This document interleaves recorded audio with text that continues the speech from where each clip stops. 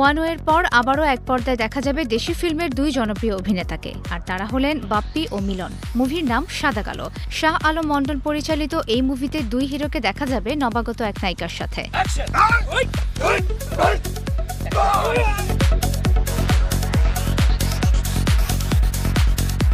প্রথম লটে চিত্র ধারণ করে একটা বিরতি দিয়ে গতকাল থেকে আবারও রাজধানীর আফতাব নগরীতে শুরু হয়েছে এই মুভির দ্বিতীয় লটের কাজ।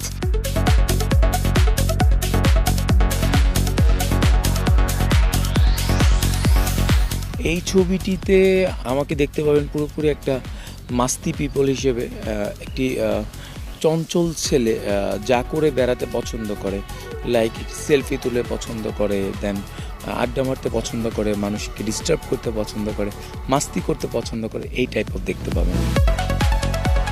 এদিন মুভির একটি ফাইট সিনে অংশ নেন দুই তারকা, সাথে ছিলেন সাদেক বাচ্চু। দিনভর রোদে পুড়েই চলে ফাইটের চিত্র ধারণ।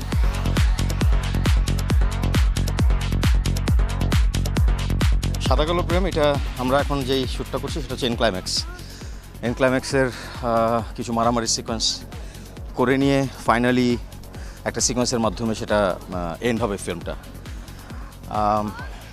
আমার ক্যারেক্টার নাম হচ্ছে আজাদ।